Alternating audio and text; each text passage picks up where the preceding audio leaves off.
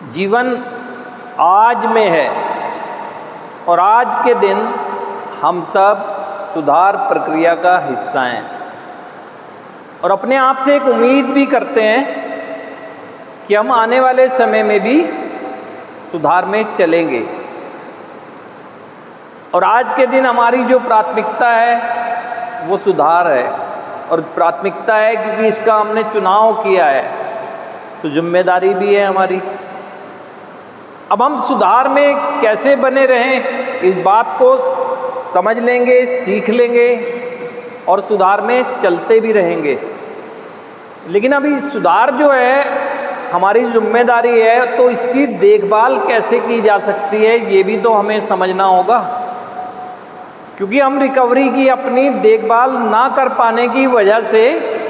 अपनी ग्रोथ को रोक देते हैं और फिर रिवर्स मारते हैं। असंतुष्टि हमारी चरम पर पहुंच जाने की वजह से जाने अनजाने में सही हम फिश मार्ग से भटक जाते हैं। अब कार्यक्रम में ये नहीं है कि आपको आपकी पहचान देने के बाद आप में विश्वास का बीज डाल दे और आपको एक सुझाव दे दे कि कैसे कर्मों में बदलाव लाया जाए, कैसे अपने आप को समझा जाए। इसके साथ साथ ये भी है कार्यक्रम का एक उद्देश्य कि आप सुधार में चलते हुए अपने सुधार की देखभाल कैसे करेंगे, और इसके लिए पूरा एक कदम 12 कदमों की उपचार पद्धति में रखा गया है। 10वां कदम, उस कदम में लिखा गया है कि हमने आत्म परीक्षण लेना जारी रखा, जब हम गलत थे तुरंत कबूल किया। जब हम गलत थे यानी वर्तमान क्षण में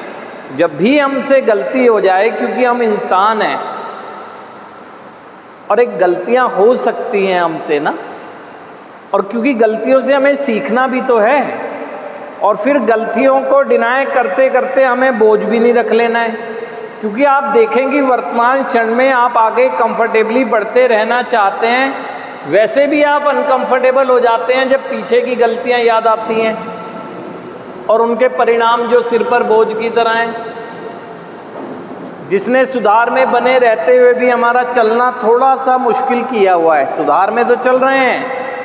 लेकिन जो पास्ट के कर्म के परिणाम हैं वो थोड़ा हमारी गति को बढ़ने नहीं दे रहे हैं। तो ऐसे में यदि वर्तमान क्षण में की गई गलतियों को भी मैं डिनाय करूंगा तो उसके परिणाम के बोझ भी और बढ़ जाएंगे। तो हमारा चलते